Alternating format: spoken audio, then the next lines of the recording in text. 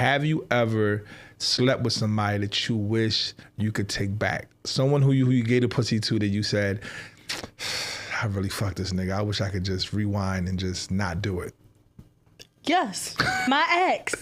And I'm not talking about my baby dad this time because, I always talk shit about my baby dad.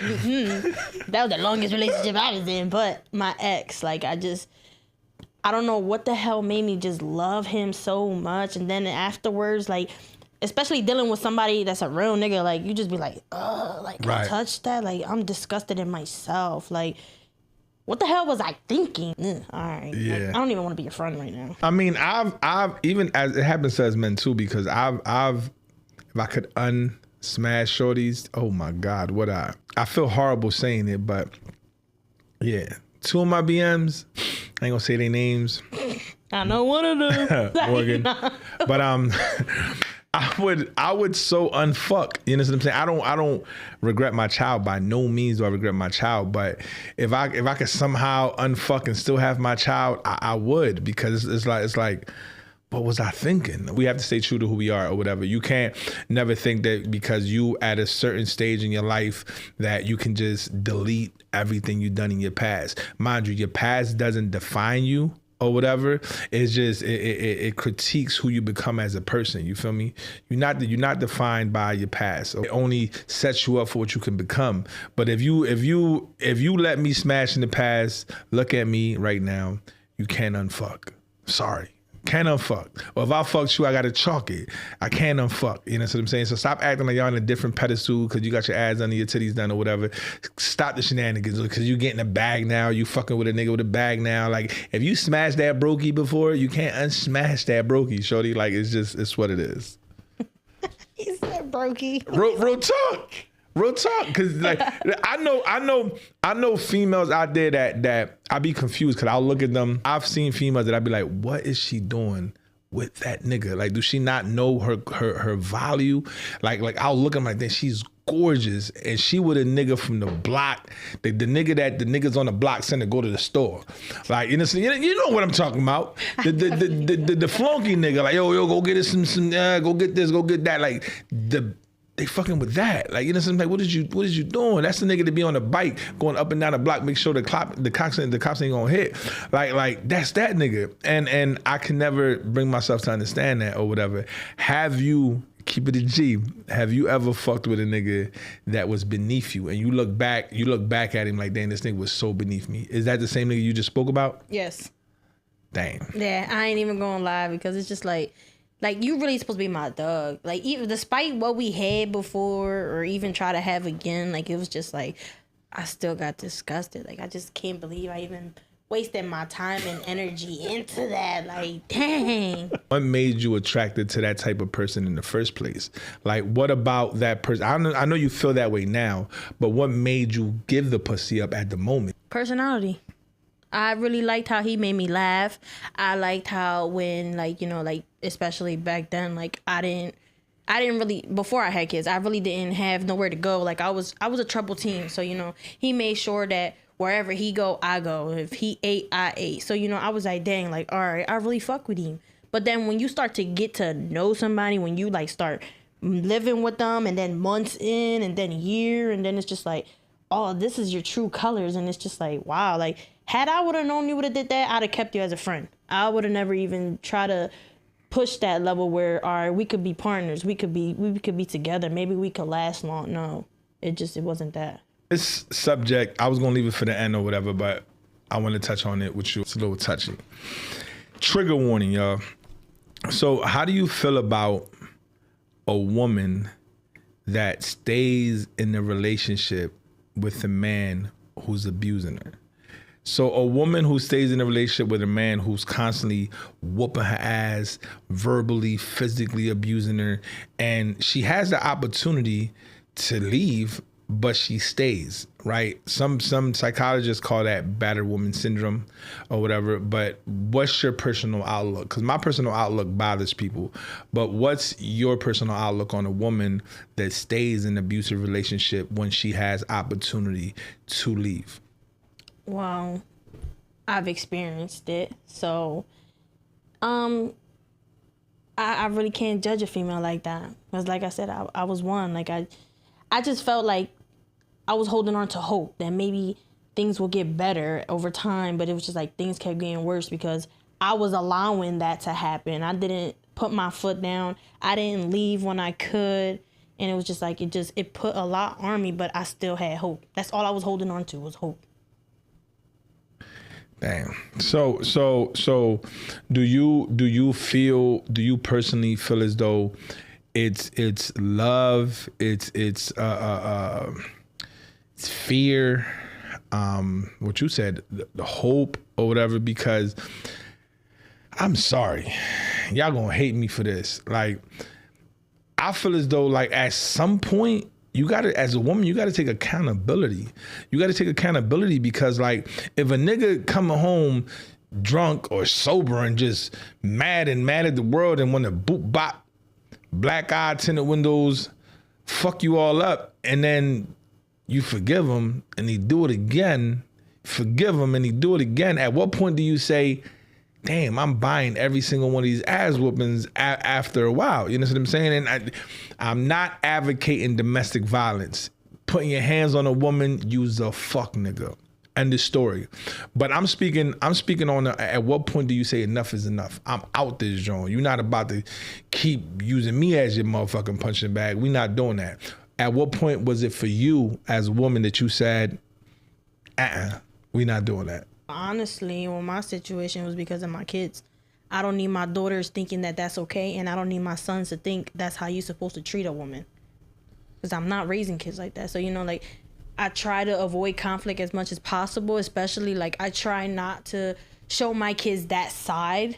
But it's just like I said, back to hope. Like, I was just like, no, things will get better. But it took me a long time to really understand that because I was afraid of being alone. And I also, like the type of person I am, I felt like maybe I could change him. Like, that's what I'm saying, because he was a good person, but it's just when you on the drugs or when you used to being in the streets, you know, doing all the weird shit and the fuck niggas do. Yeah. It's just like, niggas don't really think that. And sometimes niggas, because, for example, my ex, he said it himself, I never changed because I never thought you was going to leave me. And that's when I was like, dang, so that means you didn't love me enough. You didn't care for me enough. All the tears and all the stuff I opened up to you and told you how I felt, none of that mattered. You just worried about yourself because you liked how I loved you. You loved how I still catered to you. You still loved how I gave you anything you wanted. I feel as though you have to love yourself as an individual. You have to love yourself as a woman. You have to be able to tell yourself, I'm better than the situation that I'm in. You know what I'm saying? To look at yourself in the mirror and have a black eye or bust a lip or whatever and still decide to stay, that's a different kind of, respectfully, insanity. Like, it's insane. It's a different type of insane because the definition of insanity is to do the same thing over and over and over and to expect different results. You feel me? So that is exactly what a woman in that predicament to me is insane because ain't no amount of love, ain't no amount of respectfully hope that's gonna keep me around if I was a woman for a nigga just to come home and I'm scared. Then this nigga about to come home. It's time for me to get my ass whooped. Like, the fuck? Like no. And then especially if it's children involved or whatever, like the only thing I can see is, yes, fear to me. I would personally allow that to be reasoning behind staying with an abusive nigga. Fear that he's gonna kill your ass, fear that he's gonna harm your children, fear. But for a woman to say, I was in love, shorty, what kind of love is that? Like, are you fucking blind? Are you dumb, deaf, or retarded? Like, and I know this woman is gonna be like, oh, you don't know nothing about. No, bro. You have to be is a weak-minded individual, and that's what it is. A weak-minded individual to sit here and say, I think he still loves me, although he beats me the fuck. Man, get the fuck out of here. You tripping. Yeah, I mean, I used to say that to myself. I ain't even gonna lie. I used to be like, he loved me. I know he loved me just because, like I said, it was good times too, more than the bad. Well, not more than the bad times, but still, like, I was just like, no, he loves me. It's okay. And I just felt like it was an obligation to be there and try to work through it just because, like, he helped me get off the streets. Not saying like I was out there selling pussy and shit, because I definitely was not. But I definitely used to be wild and be on the blocks and, you know, pill popping and shit like that. Like, I really was turned. So, you know, for him to help me get off of that, and then I became a mother, so I really changed my life. I was like, dang, maybe I could do that in return. But it wasn't enough. I mean, a lot of these men, they target that type of woman. A lot of these narcissistic men and mentally abusive men and physically abusive men, they find women who are at a low point in their life because they know they can, you know, it's easier. It's the path of least resistance. You feel me? It's easier to manipulate a woman who's down and out mentally. And a man like to feel like he has power. Without a doubt. You can't get that nowhere else. And now I found her. Now I run this shit. Like, I'm that bull. That's how I know. That's how guys be thinking when they have a female like that. And then you have, and this is real. Like, you have niggas that find the weaknesses in you and use that as pressure points so when they feel as though you're about to leave. Ain't nobody gonna want you, or you ugly, or you fat, or you can't cook, or you this. You know what I'm saying? Or you got 3-4 kids. Who else gonna want you but me? Nobody gonna love you the way I'm gonna love you. Like, they use these things to keep you psychologically imprisoned, because it's like, damn, he's right. I got 4 fucking kids. Who gonna love me the way he love me? Ain't nobody gonna want me. You start to believe that shit. They'll say it so many fucking times that you'll start to believe the shenanigans. You feel me? So I'm gonna speak to that woman that may be watching this. You are better than that. You deserve better than that. And you need to make the quickest, fastest exit, because there's someone out there who can love you. But before someone can love you, you gotta love yourself. And to the man who's putting their hands on a woman, you's a fuckboy. Like, you are the epitome of a fuckboy. You feel me? You deserve everything ugly coming your way. You feel me? With that being said, you shouldn't have to go through that. And I apologize that you did go through that or whatever. Hopefully you ain't never bust a Yui and go back to that nigga.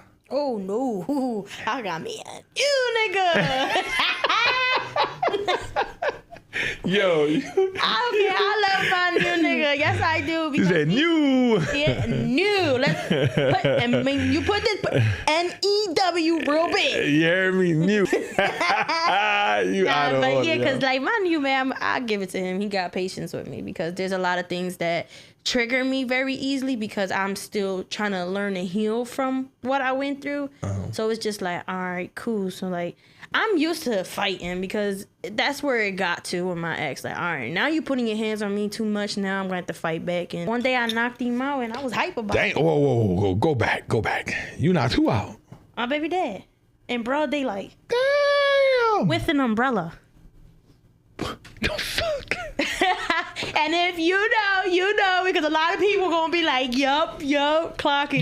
You know with a fucking umbrella? Yeah, because, you know, a situation happened where it was summertime, and I just had my first son. He was still a baby, and I had my oldest daughter, and my electric went out, and my baby dad was supposed to pay it, and he didn't. So, you know, long story short, he ended up just chilling around the corner talking to his guys, and my grandmom came in and was like, oh, I thought he gave you the money. He's standing right there. So then when I go around the corner, I had my boots, my Timbs, my sweatpants, and I had my taser in my pocket. So we going back and forth, and then he doinked me. I pushed him, and then he stole me, because I ain't even gonna lie. I thought my nose was in the back of my head the way he stole me. So we start fighting, but I'm tasering him in his neck, because he's 6'3". I'm 5'3", so you know the difference. And then I grabbed the umbrella, and I swung that shit like I was playing softball. And he took a step, fell. I started bitching from the rip. I'm like, he gonna kill me. But he gave me my money right after that. Shit, damn. Can't raise a man.